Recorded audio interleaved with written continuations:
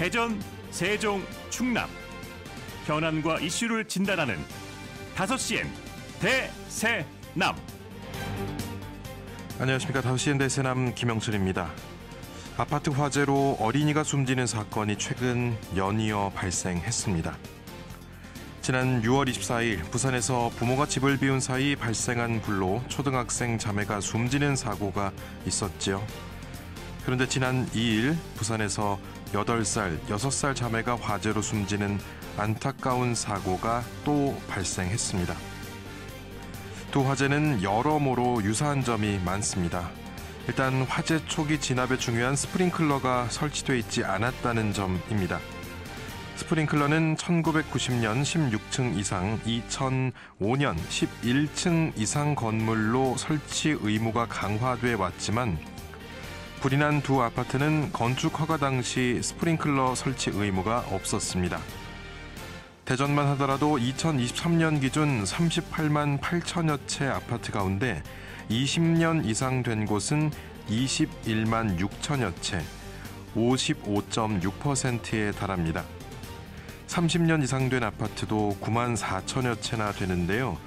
문제는 절반에 가까운 아파트 단지에 스프링클러가 설치돼 있지 않다는 겁니다. 대전에도 상당수 많은 아파트가 화재 사각지대에 놓여 있습니다. 이번 화재를 계기로 정부는 지역 내 모든 스프링클러 미설치 아파트에 대한 전수조사를 실시한다는 계획입니다. 그렇다고 지자체도 손을 놓고 있을 순 없지 않을까요? 그리고 두 사건 모두 부모가 야간에 일을 하러 간 사이 화재가 발생했다는 점도 유사합니다. 정부가 돌봄과 육아 지원을 강화하고 있지만 공백은 여전히 큽니다. 돌봄 제도를 이용하려고 해도 이용 시간이 월 최대 40시간으로 한시적인 데다가 신청을 해도 아이 돌보미를 배정받기까지 걸리는 대기 시간은 33일. 한 달 이상 기다려야 겨우 이용할 수 있습니다. 하지만 그마저도 취약 시간대는 돌봄 인력 확보가 어려워 이용이 제한되는 경우가 많고요. 밤에 일하는 부모들에겐 비용도 큰 부담입니다. 야간에는 1.5배 더 내야 하기 때문입니다. 안타까운 사고가 잇따르자 정부는 취약시간 돌봄 해소와 이용시설도 확대하겠다고 밝혔습니다. 소중한 생명을 잃고서야 대책을 마련하는 악순환을 더 이상 되풀이해서는 안 되겠습니다. 그리고 지금 이 순간에도 빈집에서 홀로 밤을 지새고 있는 아이는 없는지 우리 사회가 꼭 챙겨봤으면 합니다. 오늘 방송은 사전 제작된 녹음 방송입니다. 방송 시점에는 관련 내용이나 상황이 달라질 수 있다는 점 청취자 여러분께 양해 부탁드리면서 7월 9일 5시엔 대세남 시작합니다.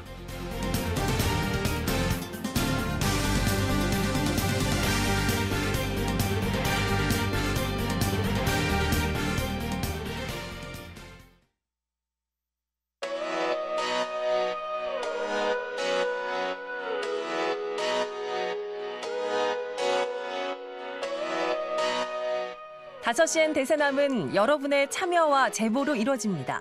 단문 50원, 장문 100원의 유료 문자 샵 2309번, KBS 대세남 유튜브 채널과 페이스북, 카카오톡 채널 5시엔 대세남으로 참여와 제보하실 수 있습니다. 선정되신 분께는 모바일 상품권 보내드립니다. 여러분의 뜨거운 관심과 제보 기다리겠습니다.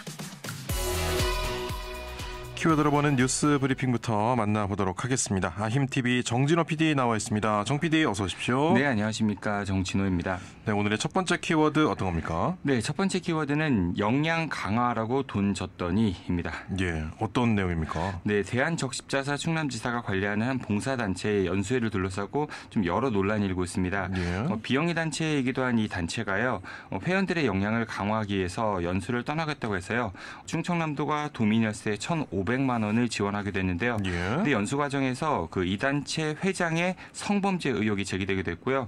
또 이제 연수 프로그램도 사실상 관광 일정으로 채워졌다고 합니다. 예, 도민의 혈세까지 지원된 연수에서 이런 일이 벌어졌다 이런 말이군요. 네, 맞습니다. 이들은 충청남도로부터 지원받은 1,500만 원을 포함해서 모두 1,616만 5천 원을 들여가지고 봉사단체 관계자 28명, 그리고 대한적십자사 충남지사 직원 2명 등 모두 30명 명이 2박 3일 일정으로 제주도로 영양 강화 연수를 떠났습니다. 예. 근데 이제 단체 소속 회원이요, 그 숙소에서 단체 회장에게 성범죄를 당했다 이렇게 좀 경찰에 고소했던 게 알려졌습니다.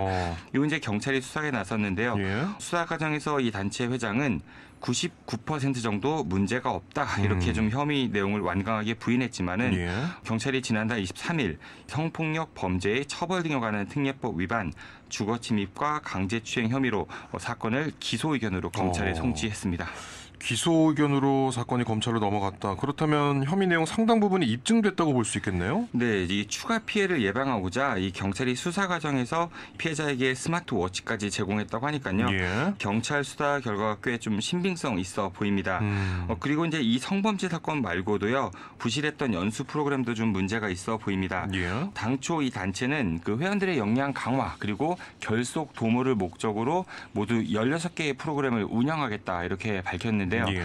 하지만 프로그램 내용을 보면은 이 역량 강화 관련은 그 인도주의 특강 그리고 역량 강화 특강 이렇게 단 2개밖에 없었다고 하고요. 예. 이 나머지 프로그램들은 항목 유적지 관람, 제트보트 체험, 제주 감귤 관광농원 방문, 아트 서커스 기계쇼 관람, 기념품, 특산품 쇼핑 등 사실상 관광 코스로 채워졌었다고 합니다. 예. 이 문제가 불거진 이후에 그 대한적십자사 충남지사를 상대로 했던 이 정보 공개 청구도 있었는데 이 단체는 이 프로그램에서요, 이 제트보트 체험, 아트 서커스 기계쇼 관람, 그리고 생산품, 기념품, 특산품 쇼핑, 스카이 워터쇼 이런 것들은 누락한 채 자료를 제출했다고 합니다. 예, 이 회장의 성범죄에다가 사실상 관광성 일정, 거기다가 부실한 자료 제출까지 문제가 한두 가지가 아닌 것 같네요. 네, 그 이들이 연수에 사용했던 돈이 사실상 충청남도로부터 받았던 보조금이 대부분이라서요. 이게 문제가 더 심각하다고 볼 수 있는데요. 예. 특히 이제 예산 사용 내역도 보면은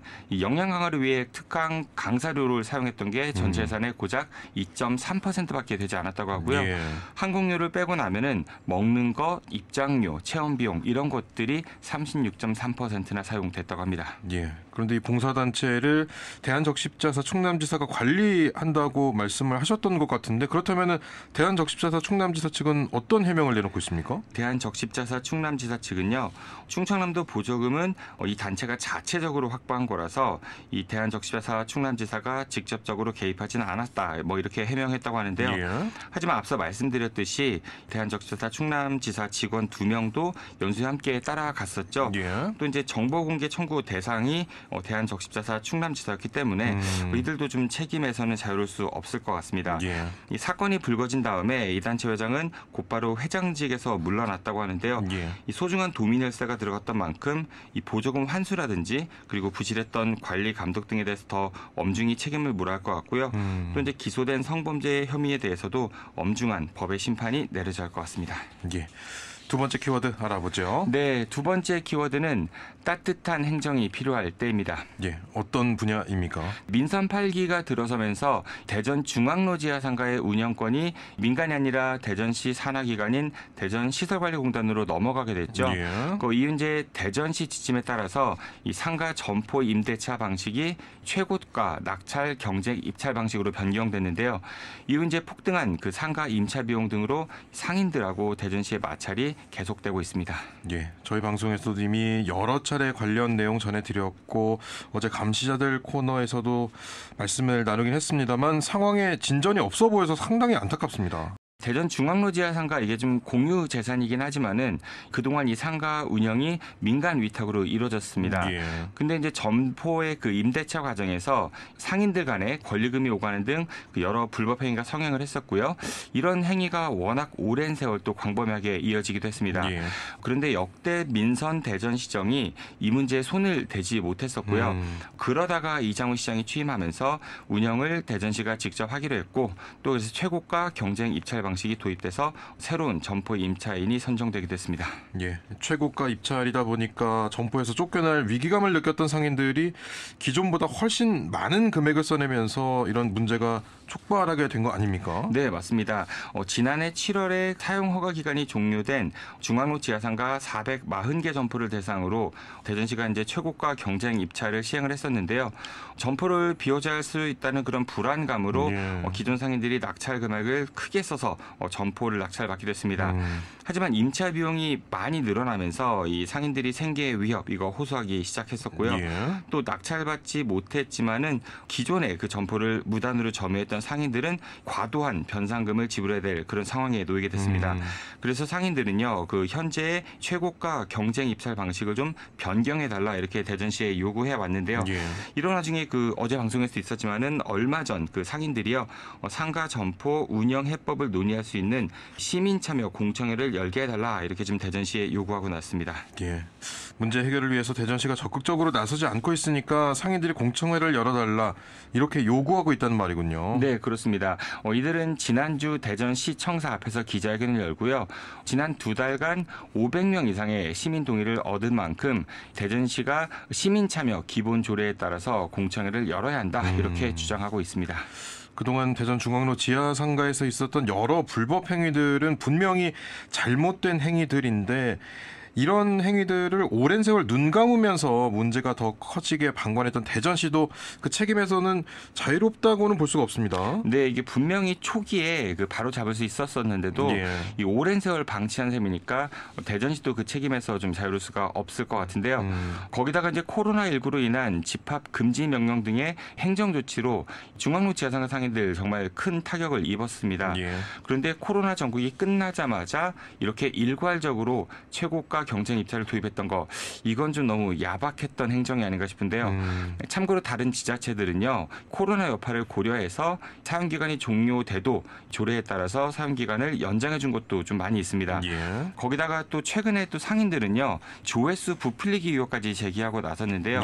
이 의혹은 이제 얼마 전 대전에서 열렸던 이재명 대통령이 주재했던 타운홀 미팅에서 잠깐 언급이 됐었는데 상인들의 주장에 따르면은 1차 입찰 당시에 그 입찰 공고에 12만 5천여 건의 조회수가 기록됐었고 이걸 본 그 기존 상인들이 불안한 마음에 가격을 높게 써냈는데 혹시 이 조회수 부풀려진 거 아니냐 뭐 이렇게 의혹을 강하게 제기하고 있는 것입니다.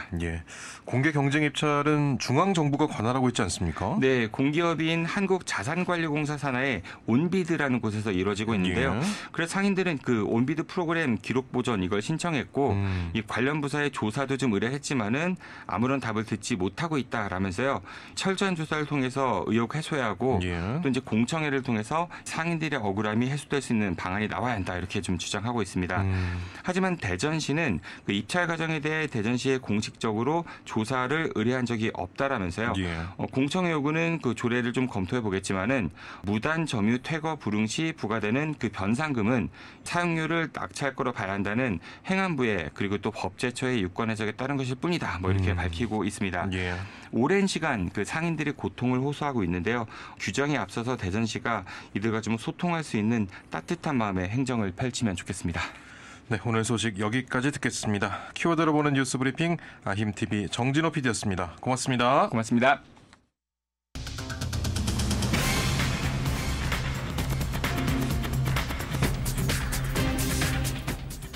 다섯 시엔 지역의 이슈와 현안을 진단합니다. 5시엔 대전, 세종, 충남 지역민의 목소리를 듣습니다. 5시엔 시사라디오, 5시엔 대세남이 있습니다. 집중 인터뷰 이어집니다. 최근 국회 국민동의 청원 게시판에는 유전성 망막 질환을 앓고 있는 생후 6개월 된 딸을 둔 엄마라고 소개한 청원인이 이런 글을 올렸습니다. 엄마, 아빠 얼굴은 어떤 색이야? 세상은 무슨 색이야? 이런 질문을 할 때를 생각해 보면 부모는 무너집니다. 우리 아이도 세상을 볼 수 있게 해주세요 라고 호소했는데요. 그러면서 세포 유전자 치료 인프라 개선과 첨단 재생 바이오법 개정과 재정 지원이 필요하다고 강조했습니다. 이처럼 기술이 있어도 수십억 원에 달하는 비용과 까다로운 규제, 턱없이 부족한 예산 등에 가로막혀 치료받지 못하고 있는 소아 희귀 질환 환아들이 많은데요. 절박한 부모의 심정을 담은 이 청원이 우리 사회에 관심을 불러일으키고 있습니다. 오늘 이 시간 관련해서 소아희귀 난치 안과 질환협회 이주혁 대표와 말씀 나눠보도록 하겠습니다. 이주혁 대표님 안녕하십니까? 네, 안녕하십니까. 소아희귀난치 안과질환협회 대표 이주혁입니다. 예, 제가 앞서서 국회 청원 게시판에 올라온 글 간단히 소개를 했습니다만 6만 명 이상이 동의를 해주셨고 국회 심사 요건을 채웠다고 하더라고요. 대표님께서도 국회 청원 게시판 올라왔던 이 글 보셨습니까? 네, 제가 직접 작성을 했고 예. 그 내용은 우리 하나 부모님들 내용과 제 아이의 아기들 이런 것 관련돼서 내용을 작성했어요. 그 내용을 여러 부처나 여러 담당자분들하고도 이야기를 많이 해왔던 내용들이라 예. 잘 알고 있습니다. 예, 그러니까 글을 작성함에 있어서 주도적으로 좀 나서 주셨고 많은 분들의 이야기가 함께 섞여 있는 그런 글이 된 것 같은데 이 선천성 망막 질환을 포함한 희귀 질환 또 난치성 질환 환자들에게는 유전자 치료만이 해법이 될 수 있는 것인지 뭐 다른 치료법은 없는지 그것도 궁금한데요. 지금 현재 우리 아이들과 같이 희귀 질환 또는 난치 질환, 소아암 같은 경우도 있고 예. 이런 아이들에게 지금 현재 의료 기술로는 치료, 완치 이런 목적이 아니고 예. 몸의 상태를 악화하게 막기 위한 그런 외과적인 수술 예. 또는 어쩔 수 없이 적출을 한다거나 상황이 아주 안 좋기 때문에 예. 그런 거를 예방하기 위한 어떤 수술이나 치료법을 쓰는 것뿐이 없고 우리가 유일하게 기대해 볼 수 있는 건 그나마 아예 없던 기술이 예. 연구를 통해서 지금은 그런 원천 기술을 확보해 있기 때문에 예.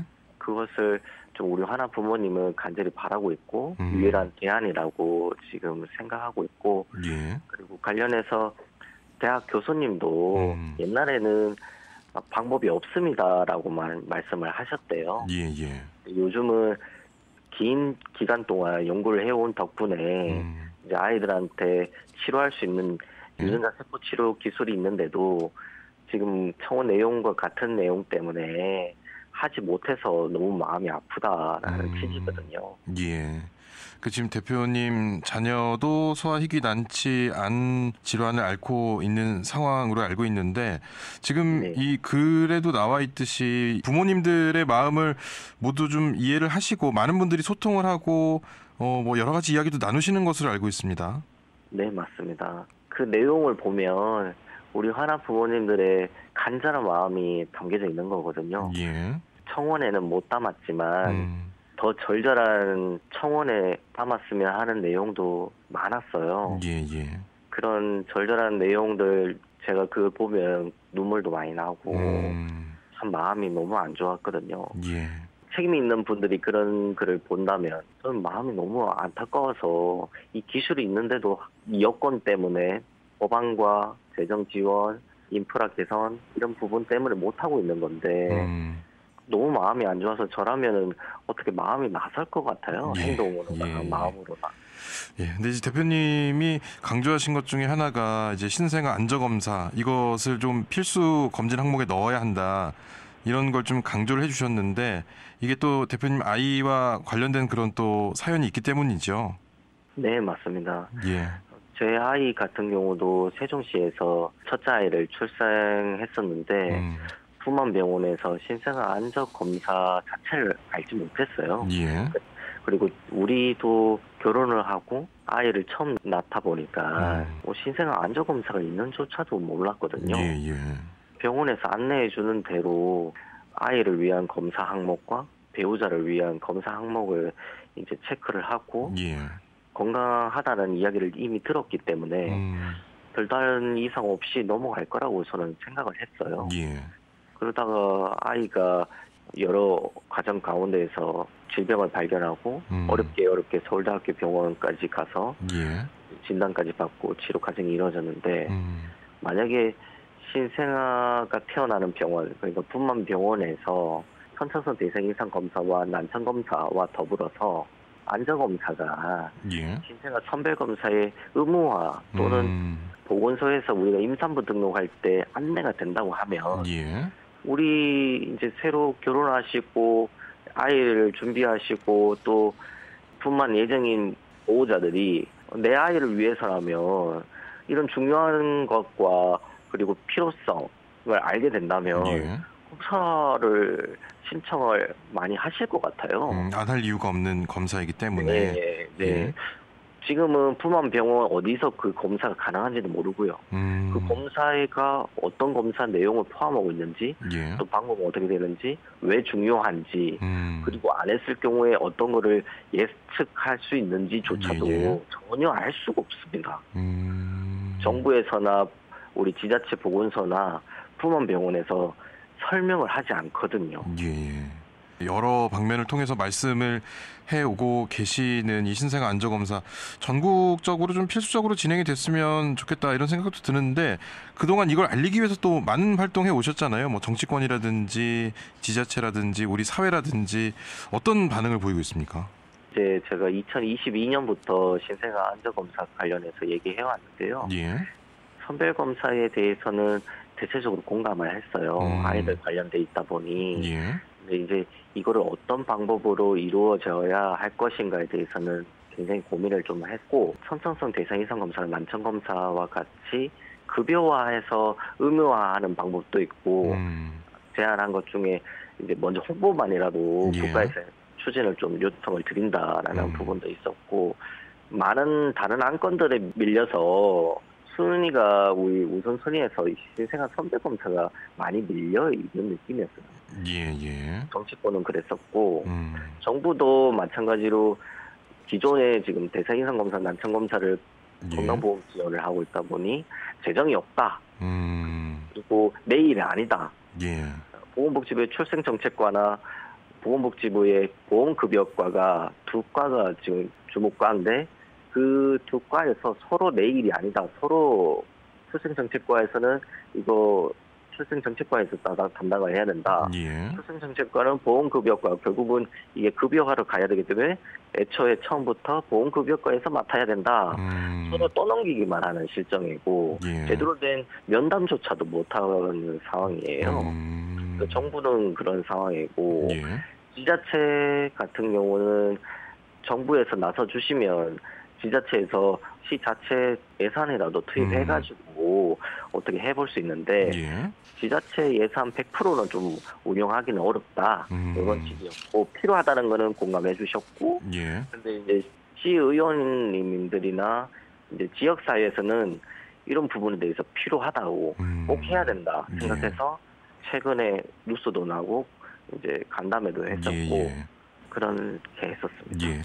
그러니까 이게 지금 저출생 시대에 이 신생아 한 명에게 이 하나의 검사를 하는데 얼마의 예산이 드는지 단순히 계산을 해보면 충분히 예산 책정이 가능할 것 같다는 생각이 들기도 하는데 이제 이것을 조금 법제화하기 위해서 세포 유전자 치료 범위 확대한 첨단 재생 바이오법 이것은 이제 치료에 관한 부분이긴 합니다만 더불어민주당 김영배 의원이 발의를 했습니다. 오랫동안 좀 기다리셨던 내용일 것 같은데 어떻게 보셨습니까?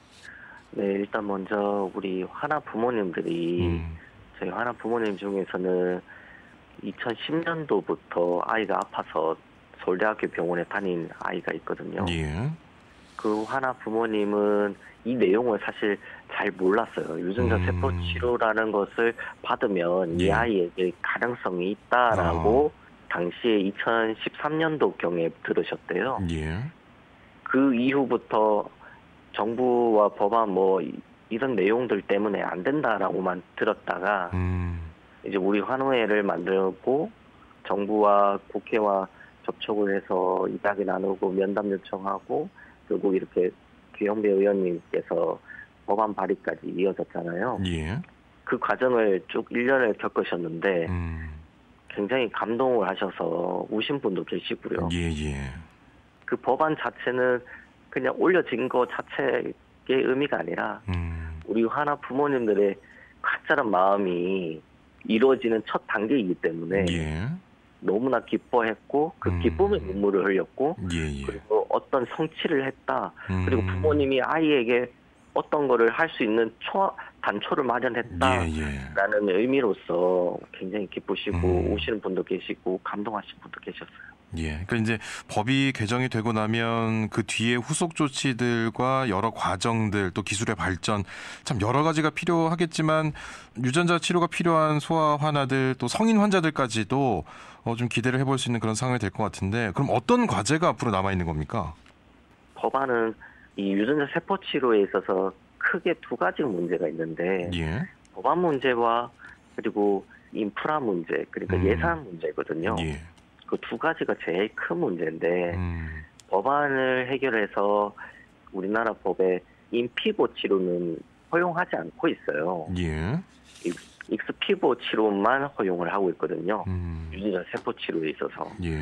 근데 인피보 치료 중에서 지금 많은 미국 FDA나 유럽의약품 이런 데에서 승인이 나서 유전자 세포 치료라고 해가지고 이제 사람들한테 치료를 시작하는 약제들이 계속 나오고 있고 예. 그 약제들이 기사에 많이 나오고 이제 우리 한국에도 수입되고 있는 것들이 있어요. 예. 대표적인 게 졸겐스마라는 것이고 그 근육병 아이에게 생후 2년 미만의 아이들에게 이제 근육병 아이에게 치료를 투여하면 효과가 있다. 원샷 치료할 수 있다라는 예. 치료제인데 이게 25억 원 정도 합니다. 아, 예. 그 25억 원 정도의 치료를 지금은 급여화했거든요.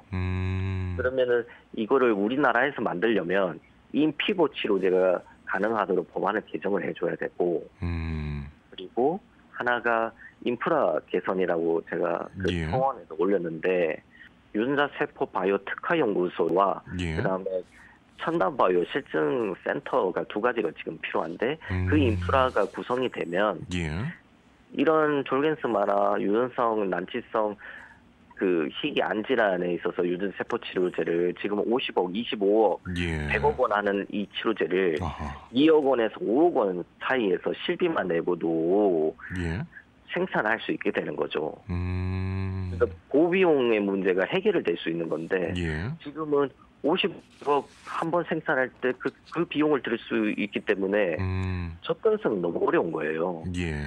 이 부분을 임상연구치료 과정에서 이 두 인프라를 통해서 지원을 할 수 있다면 2억 원에서 10억 원 사이에 한 품목당 생산을 할 수 있기 때문에 예. 많은 환자들한테 기회가 생기는 거죠.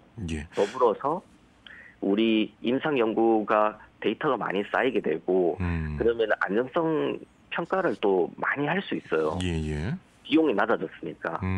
고가의 비용에서는 안정성 평가를 많이 할 수 없거든요. 예. 근데 비용이 떨어졌으니까 안정성 평가를 많이 해서 결국은 그 연구 데이터를 통해서 우리 많은 사람들한테 상용화할 수 있는 단계로까지 예. 넘어갈 수 있는 아주 중요한 거거든요. 예. 그 두 가지가 법안 통과 후에도 이 첨단 바이오 실증 센터와 유전자 세포 바이오 특화 연구소가 꼭 되어야 하기 때문에 그 두 예. 가지가 꼭 예산 투입이 돼서 재정 지원이 돼서 꼭 필요한 과제라고 볼 수 있습니다. 예. 이렇게 여러 가지 제도적인 개선 또 설비에 관한 예산 설립부터 참 한 발 다가왔지만 또 앞으로 가야 할 길이 멉니다. 이 시간 통해서 우리 또 하나를 기르고 있는 부모님의 입장에서 전하고 싶은 말씀도 있으실 것 같아요. 네, 먼저 우리 화나 부모님들 또 지금 우리 화나 가족분들 아직 알지 못하는 부모님도 많이 계실 텐데 희귀성, 난치성, 그리고 소아암 또 어른 중에서도 희귀 질환, 난치성 질환 갖고 계신 분들에게 이 유전자 세포 치료는 연구 결과를 통해서 희망이 될 수 있거든요. 예. 그래서 그 희망을 위해서 함께 힘을 모아 주셨으면 좋겠다라는 말씀을 드리고 싶고, 예. 이제는 이렇게 우리 하나 부모님들이 나서서 우리 아이들에게 꿈과 미래를 선물하기 위해서 나서고 있으니까 우리 아이들이 밝게 자랄 수 있는 예. 그런 환경을 꿈꿀 수 있도록 해줄게라는 말을 우리 아이들한테 좀 해주고 싶어요. 예. 자, 오늘은 여기까지 말씀을 듣고 앞으로의 이 전개 과정에 대해서 저희도 함께 좀 살펴보도록 하겠습니다. 오늘 말씀 고맙습니다. 네, 감사합니다. 네, 집중 인터뷰 희귀질환 또 난치성 질환의 환아들을 위한 정책과 과제 등 이주혁 소아 희귀난치 안과질환협회 대표와 말씀 나눴습니다.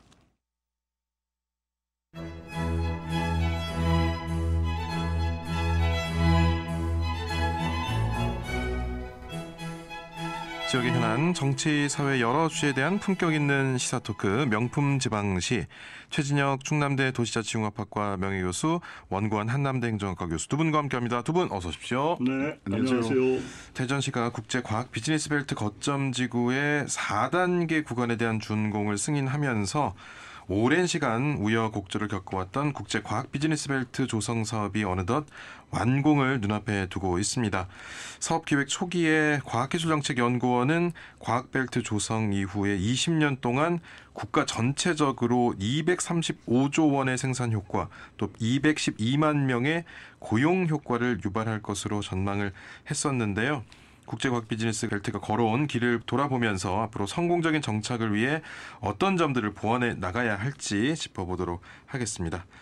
자, 이제 4단계 준공 승인이 났고요. 이제 이 내용을 두고서 지역 내에서는 사실상 마무리 단계다, 10월 완공의 목표다, 뭐 여러 홍보 기사들이 쏟아지고 있는데 그동안 참 계획 완공 시기 여러 차례 변경이 있었고 수정도 됐었고 정말 끝날 때까지 또 지켜봐야 된다 이런 생각이 들기도 하는데 두 교수님께서는 4단계 준공 승인 어떻게 바라보셨습니까? 먼저 최 교수님. 네.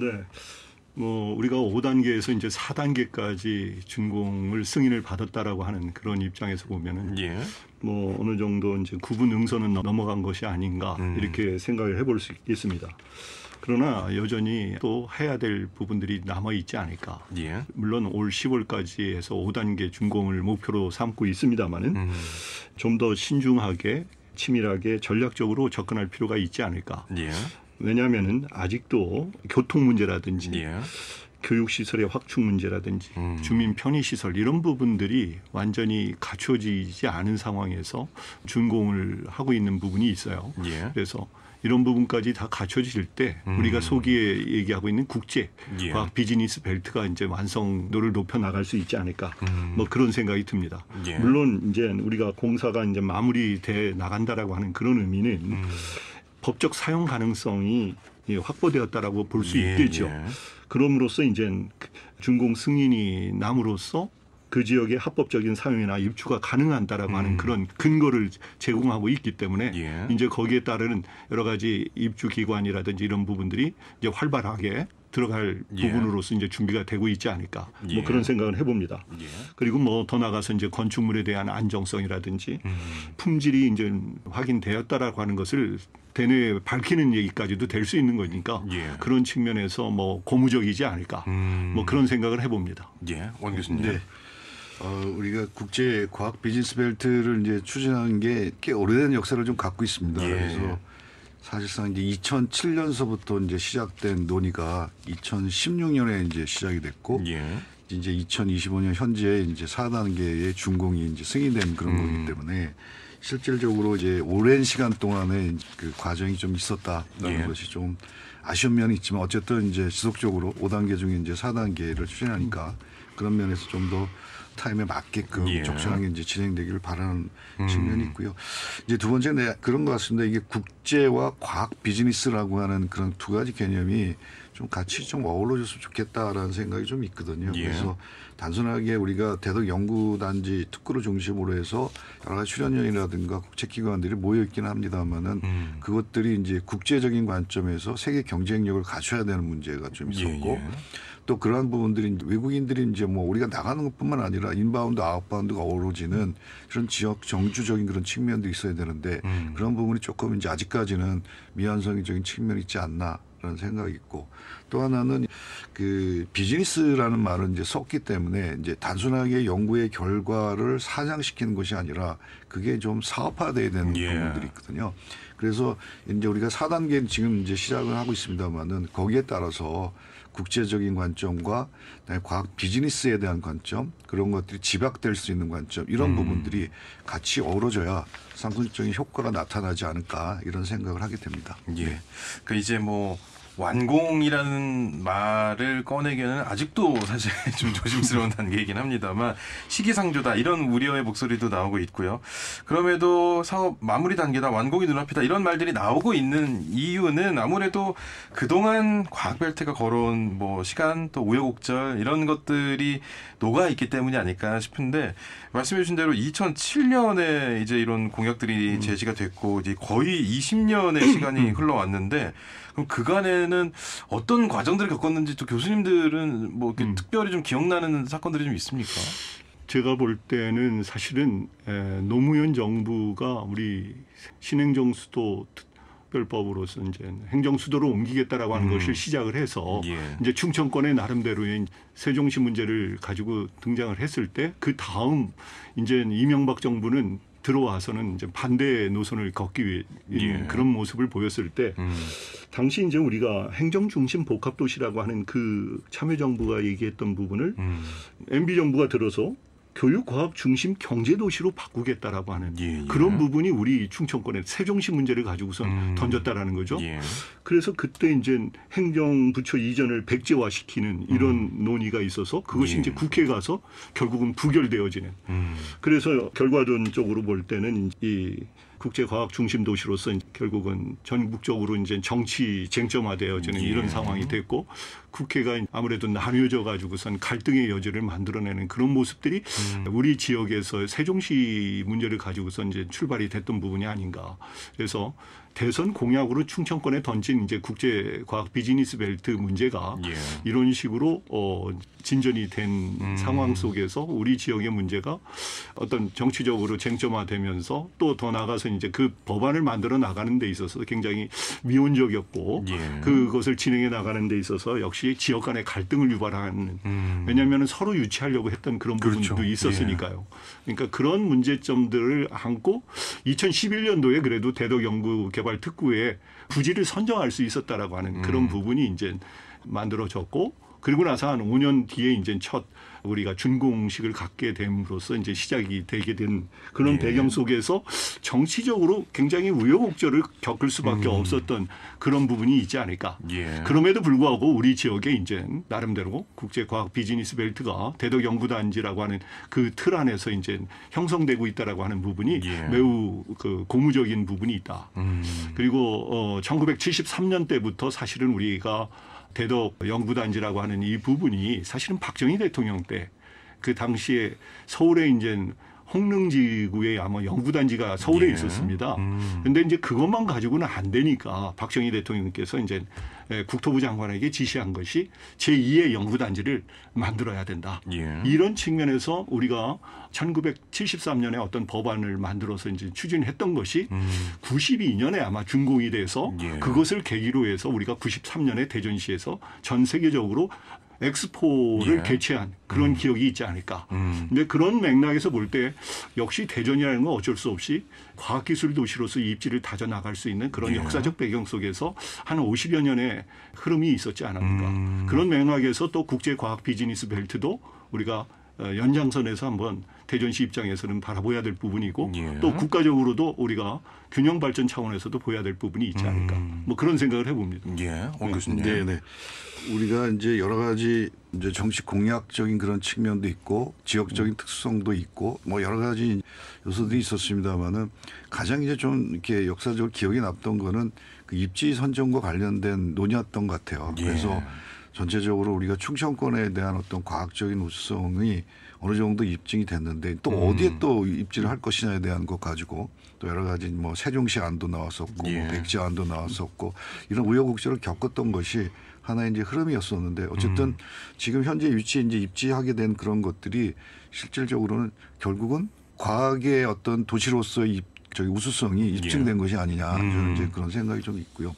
그래서 이제 실질적인 지속적인 이제 뭐 공사라든가 또 나름대로 계획이 추진되고 있는 과정인데 그때 이제 핵심적인 것은 이제 중이온 가속기 문제였거든요. 이거 무치하는 문제였고 기초과학연구원 그러니까 과학의 가장 기본이 되는 그런 단위에서의 연구 이런 부분들에 대한 입지라든가 결정 이런 부분들이 이제 중요했었는데 어쨌든 이런 문제점이 어느 정도 해결되었기 때문에 실질적으로 진짜 과학 비즈니스로 갈 수 있는 그런 구조로 좀 우리가 앞으로도 계속 계속 방향을 잡고 설계해 나가야 되지 않을까라는 생각이 듭니다.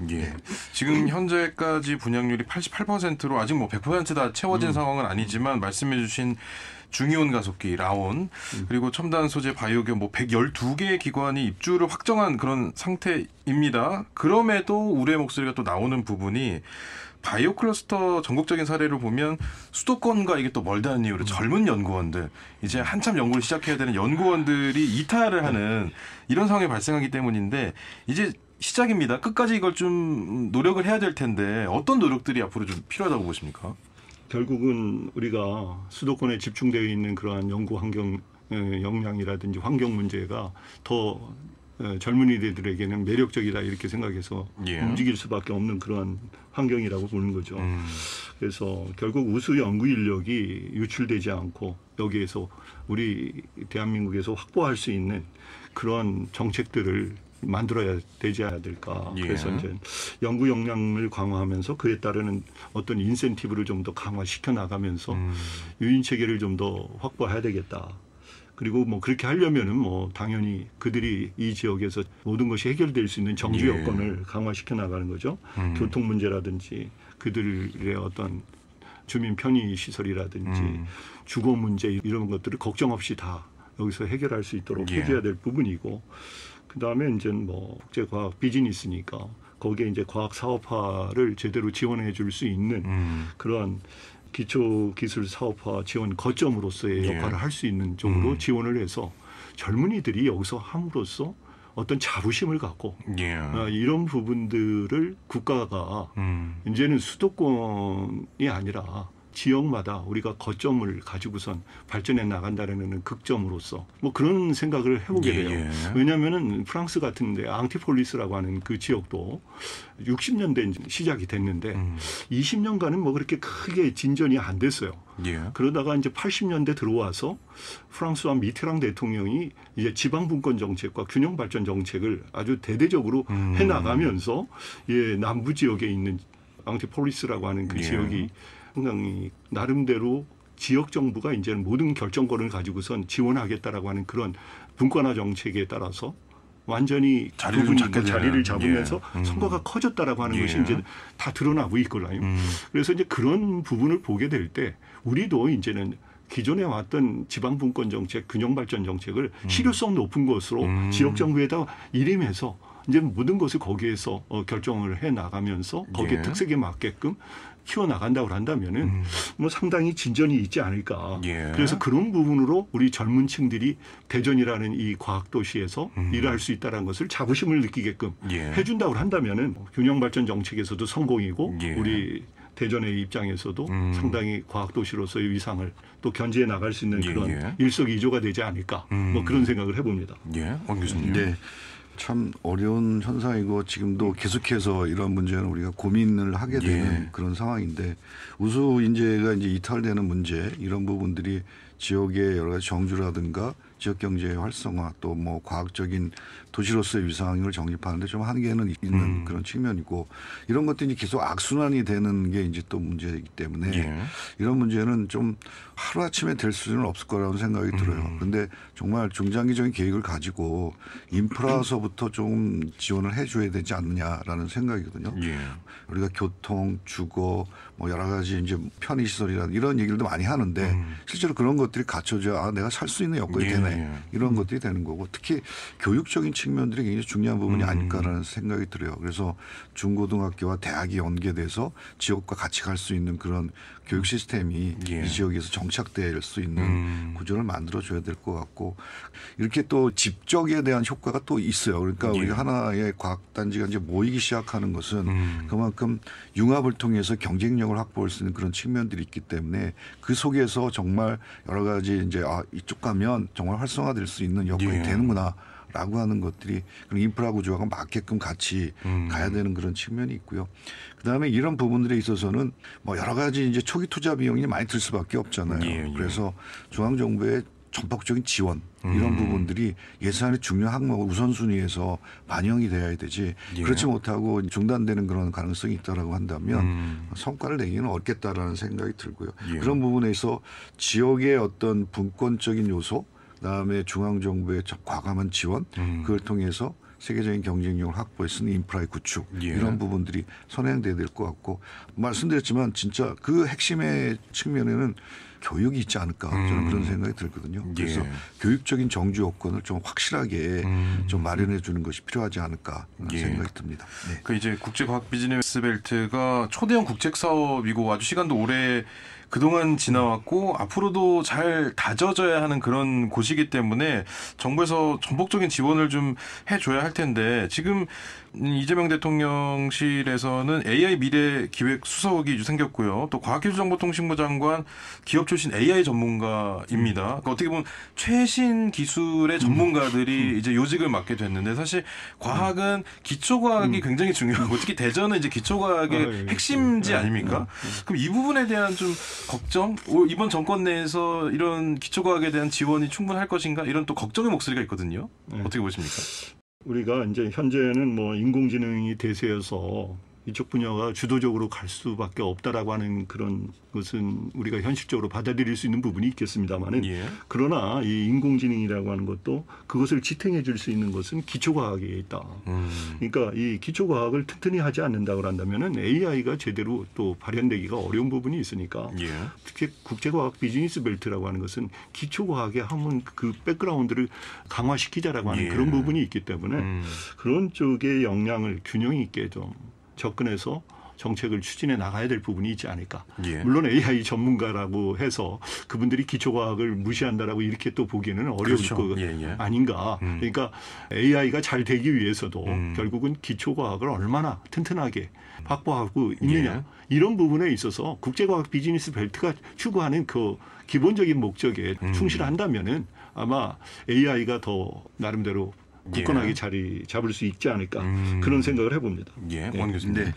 기초에 대한 과학 개념 없이 뭐 어떻게 나는 고급 과학이 나올 수는 없는 거니까 그러니까 기초가 있어야죠. 기초가 있는 분명한데 이제 AI라고 하는 부분들이 이제 대세이긴 하는 것 같아요. 전체적으로 이제 미래사의 기본적인 방향성인 것 같기도 하고 또 그렇게 하지만 좀 그런 것들이 뭔가 좀 새로운 측면에서 연구되고 발전되기 위해서는 기초에 대한 연구는 뭐 기본적으로 필요한 부분이고 우리가 뭐 여러 가지 수학, 물리 기본적인 얘기들을 자연과학적인 그런 요소들을 많이 얘기하게 되는데 거기에 대한 기본적인 투자는 우리가 지속적으로 좀 이루어져야 할 부분이 아닐까라는 생각이 있고요. 또 하나 더불어서 이제 우리가 이제 응용과학이라든가 AI 뭐 이런 쪽으로 이제 많이 전환되는 과정에서 그리고 과학이라고 하는 것이 사람하고 좀 관계가 있는 거 아니겠습니까? 이런 측면에서 본다면 사람에 대한 어떤 기본적인 개념도 같이 놓고 연구가 되는 그런 기초교육이 돼야 되지 않을까라는 생각이 있고 그런 분야에서에 대한 관심이 같이 더불어서 병행되지 그렇지 않으면 좀 오도되는 그런 결과가 나타날 가능성도 있겠다라는 생각이 듭니다. 그러니까 지금 이 지구의 이름이 국제과학 비즈니스 벨트입니다. 그러니까 많은 것들이 들어가 있는데 앞에 국제를 붙였기 때문에 아마 많은 전 세계적인 이 과학계에서도 관심을 갖고 봐줘야 하는 사안이 될 텐데 그렇다면은 전국적으로 당연히 대한민국에서는 최고의 집적단지지만 전 세계적으로 좀 뭔가 유기적으로 움직이려면 이 부분에 대해서는 20년 이 늘어진 이 시간을 앞으로 좀 당겨야 할 텐데 이 부분은 어떻게 좀 당겨야겠습니까? 글쎄요, 제가 이제 프랑스 사례를 들을 수밖에 없는 게 이제 소피아 앙티폴리스라고 하는 부분이 아까도 말씀드렸습니다만, 그리고 뭐 60년도에 세워져서 80년대에 획기적인 전환 관계를 가지면서 이제 발전을 해오고 있는데 그 중에서 보니까 거기에 들어가 있는 글로벌 기업들이 많이 들어와 있다라는 거죠. 그래서 IT 분야에 뭐 애플이라든지 삼성, 마이크로소프트, 구글. 아니면은 앙티폴리스에서는 IBM이라고 하는 미국에서의 그 정보기술 기업에 대한 그런 부분이 상당히 들어가 있고 인텔이라든지 지멘스라든지 이런 부분들이 들어와서 글로벌 기업들이 포진하고 있다라고 하는 이런 부분들이 상당히 매력적으로 와닿는다. 그래서 글로벌 기업을 어떻게 우리가 유치할 수 있겠는가. 이런 부분들을 또 고민을 해야지 않겠는가. 국제적인 국제과학 비즈니스 벨트라고 하는데 우리 정도의 기업들만 와 있다고 한다면은 또 그 이름에 걸맞지 않지 않겠는가 그런 생각이 들어서요. 글로벌 기업의 유치 전략을 세우면서 고부가 가치의 첨단 산업의 혁신 기업을 집중적으로 지원하면서 유도해 나가야 될 부분이 있지 않을까. 그러면서 역시 또 글로벌 인재를 유치해 나갈 수밖에 없다. 그런 측면에서 보면은 우수한 인재들도 있지만은 외국의 우수한 인재들을 이제 유인 체계를 여기에 정말 대전이라는 곳에 대한민국의 이런 훌륭한 환경 속에서 연구 결과를 만들어내고 거기에서 전 세계적으로 영향력을 미치는 그런 지역이다라고 하는 것을 과학자들한테 알려줘야 되는 거죠. 그렇게 되려면은 이제 우리가 단기간에는 안 될 것 같아요. 적어도 뭐 앞으로 10년, 20년, 30년을 내다보면서 투자를 하고 거기에 지원을 해서 그것을 이끌어 나가야 되지 않을까. 아무튼 제가 볼 때는 인력과 국제적인 기업 이런 부분들을 우리 지역에 유인할 수 있는 뭔가 체계를 확보해야 되는데 그게 뭐 사실은 하루아침에 될 일은 아니라고 생각을 합니다. 그래서 장기적으로 우리가 연구 역량을 더 끌어내고 거기서 성과를 낸다면은 이제는 전 세계적으로도 우리 대한민국의 대전이라고 하는 이 부분이 상당히 부각받을 수 있지 않을까 그런 기대를 해봅니다. 원 교수님. 네. 저는 뭐 이 과제가 우리 굉장히 좀 어려운 과제이기도 하고 중요한 과제이기도 한데 참 중요한 것은 규제에 대한 혁파가 굉장히 중요한 과제가 아닐까라는 생각이 듭니다. 그러니까 과학이라고 하는 것은 새로운 것을 막 지향해서 나가고 새로운 가치를 추구해 나가는데 기존의 규제라고 하는 것들은 과거에 좀 머물러 있는 그런 경우가 많거든요. 그렇다면 미래와 과거와의 이 갭 차이를 빠른 시간 내에 극복해 줄 수 있는 제도적인 과정이 필요한데 그 규제를 철폐하고 진짜 우리가 바람직한 사회로 갈 수 있는 영향력을 만들어주기 위해서는 여러 가지 법령이라든가 규제를 개선해 줘야 되거든요. 근데 여러 가지 있습니다. 뭐 입법부에서도 할 수도 있고 행정부에 제한할 수도 있지만 시민들이 좀 제한할 수 있는 부분들도 좀 고려를 해서 이런 부분은 정말 문제가 있으니 좀 빨리 개선을 해서 빨리 적용하게 해달라고 하는 것이 좀 필요하다는 거고 지금 앞에서도 말씀드렸지만 우리가 처음에 개념이 등장해서 이 과학 비즈니스 벨트까지 오기까지 거의 뭐 엄청난 시간이 흘리고 있지 않습니까? 이런 부분에 있어서 좀 더 규제를 혁파해 줄 수 있는 신속한 대응력이 우리 정부에 정말 필요한 부분이 아닐까 하는 생각이 듭니다. 그간 대덕에서 쌓아왔던 이 경험과 또 우리에게 필요한 규제 혁파 방식이 조금 적용이 된다면 앞으로 이 국제 과학 비즈니스 벨트의 미래를 조금 더 그려볼 수 있지 않을까 이렇게 생각을 합니다. 자, 오늘 말씀은 여기서 정리를 하도록 하겠습니다. 오늘 명품지방시 국제 과학 비즈니스 벨트 4단계 준공 승인과 앞으로의 과제에 대해서 살펴봤습니다. 충남대학교 도시자치융합학과 최진혁 명예교수, 한남대학교 행정학과 원건 교수 두 분과 함께했습니다. 두 분 고맙습니다. 네, 감사합니다. 네, 7월 9일 수요일 더시엔 대세남 여기까지입니다. 더시엔 대세남 오늘의 끝곡으로 H.O.T의 빛 준비했습니다. 이 노래 전해드리면서 저는 내일 다시 찾아뵙겠습니다. 지금까지 김영철이었습니다.